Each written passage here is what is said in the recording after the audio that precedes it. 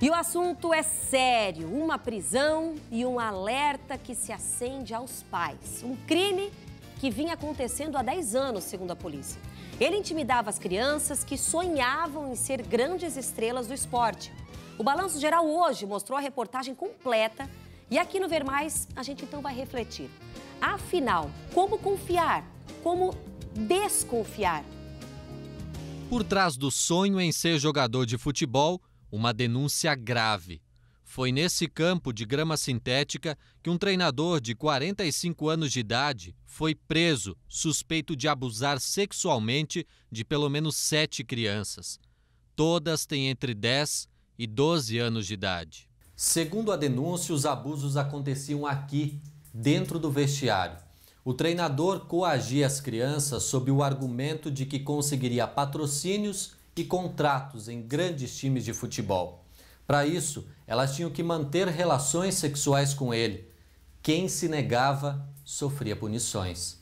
Quando algum desses jovens não queria, dessas crianças, né? Elas não queriam participar dessa prática, né? O que é que acontecia? Ele imprimia treinos mais gravosos para algumas crianças, alguns adolescentes que se recusavam a participar dessa prática, na verdade. Como se fosse uma punição. Como se fosse uma punição. Na verdade, era uma punição. Assunto seríssimo, né? Então, para falar mais sobre esse assunto, porque os pais, num momento como esse, começam a questionar, nossa, mas na escolinha de futebol, e a escolinha que meu filho está, e a aula de balé que a minha filha está? Primeiro lugar, esse é um caso que está sendo avaliado pela polícia.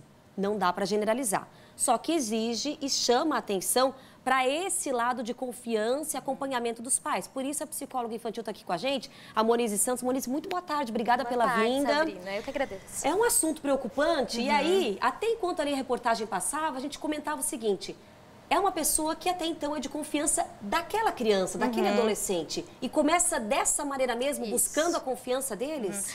Essas pessoas, elas seguem alguns passos.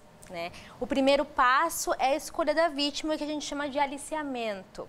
Então, o que acontece? Ele escolhe uma vítima e começa a ganhar a confiança da criança ou do adolescente e dos pais.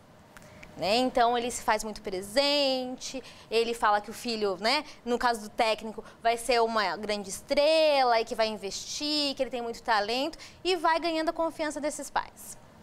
O próximo passo é quando ele começa a fazer um abuso sem contato. Então, ele tem toques acidentais na criança, ele faz a criança começar a transgredir algumas regras. Então, a criança ou o adolescente tem um horário para dormir, fala, fica mais um pouquinho no WhatsApp com a criança, não conta, vou te dar uma coisa, mas você não conta para o seu pai e para sua mãe. E ele vai testando se a criança consegue guardar esses segredos.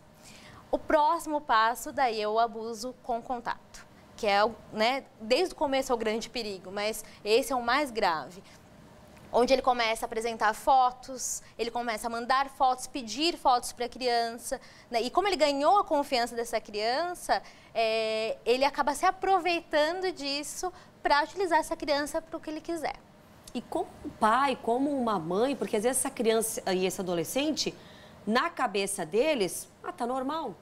Aí não vão contar nada para os pais, mas como os pais podem estar acompanhando? Você falou do celular. Esse olhar no celular ali já é o primeiro passo. Primeiro passo, acompanhar de perto. E assim, o diálogo com a criança, eu sempre repito, Sabrina, é essencial. Né? Quando a gente fala de abusos sexuais, eles estão relacionados muito às partes íntimas da criança. Sim. E aí os pais, não falo sobre isso, não falo sobre isso, não, né? Tem um tabu em casa. E aí quando uma pessoa faz isso com a criança, com o adolescente eu não vou falar nada. Né? Meu pai vai brigar comigo, isso não pode ser falado em casa. Não vai acreditar? Não vai, e aí ou vai colocar a culpa na criança. Então, assim, quando tem esse diálogo aberto, a criança fica constrangida ou ela percebe que tem alguma coisa errada. Por que tem que ser escondido? Né? E aí, se ela tem um diálogo aberto com os pais, com o professor, com alguém, com um responsável, ela consegue levar o que está acontecendo. Então, o diálogo é a primeira coisa. A Monize trouxe, inclusive, aqui pra gente, nós vamos mostrar agora aí na tela para os pais, né, para às vezes responsáveis, que também tem pessoas que ficam com a criança cuidando. Isso aí é uma tabela. E nessa tabela, como diz ali, é um breve questionário que podem apontar sintomas e sinais associados com abuso sexual. Os pais respondem. Os pais respondem. É uma tabela da Salvaguiani, ela fez uma pesquisa com muitas crianças que tinham sofrido abuso. Então, o pai vai ler a primeira pergunta, vai responder o não, acho que não, talvez, acho que sim ou sim. Né? Dependendo do que o pai responder ou a mãe responder, vai ter uma quantidade de pontos. Então, ali, o não é 0, acho que não é 1, talvez 2, acho que sim é 3, sim é 4. Depois ele vai fazer a soma desses pontos, tá?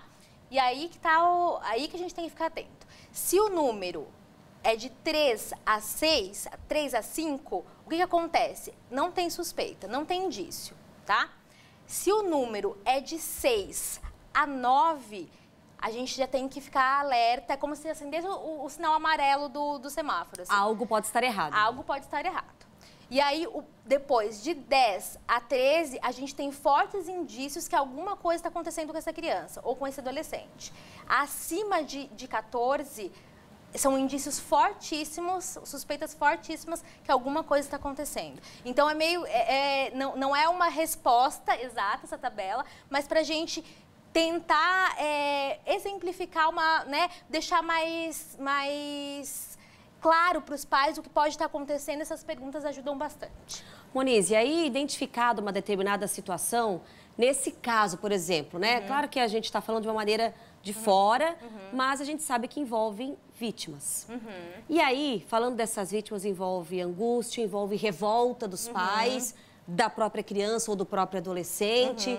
É um trabalho a longo prazo e que tem que ter esse acompanhamento. Sim. Descoberta o caso, primeira coisa, ligar para os órgãos responsáveis. Então, diz que senta aí para ajudar, então, Delegacia da Infância, Adolescência, então vai buscar os órgãos para proteger essa criança.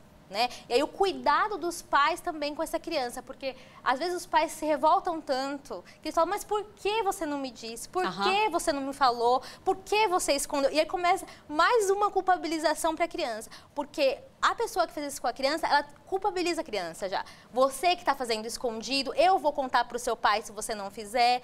Então, assim, ele coloca a culpa na criança. Aí os pais vêm com esse discurso, colocam mais culpa ainda na criança. E aí você fecha ainda mais e traumatiza ainda mais. Né? Então, cuidado de falar, de acolher essa criança, de falar que está tudo bem, que os pais vão ajudar.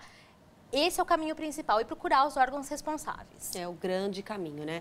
Você falou dessa questão da revolta, da angústia dos pais, a gente até faz questão de frisar que quando a imagem desse suspeito não é demonstrada, também é para preservar essas crianças, essas vítimas que possam estar indo na aula. Então, assim, o caminho do diálogo é o essencial, esse acompanhamento tem que ter, esse olhar dos pais, porque achando que está tudo bem, tá lá na aula, tá lá na escolinha, tá lá com os amigos.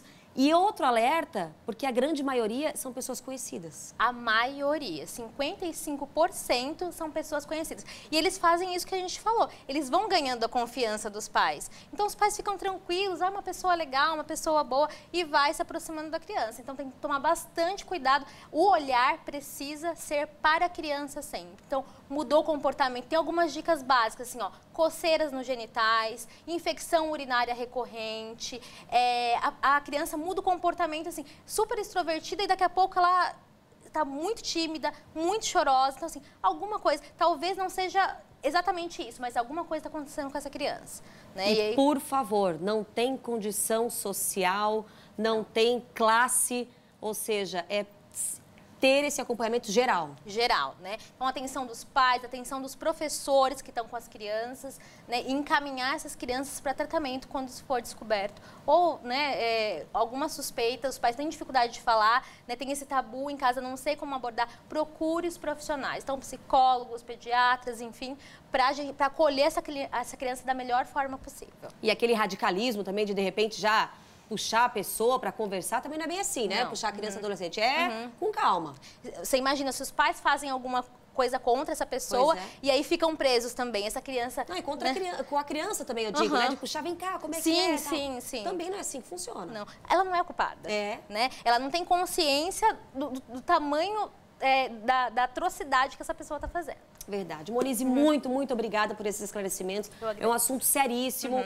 repito, não tem condição social, não tem hora, não tem lugar para acontecer. A gente viu aí um treinador de futebol suspeito. Então, assim, a gente traz esse alerta mesmo, o objetivo foi esse. Quero agradecer demais a sua vinda, viu? Obrigada. Obrigada, uma boa semana. Obrigada, e, como sempre, Sabrina. aqui com Ver Mais.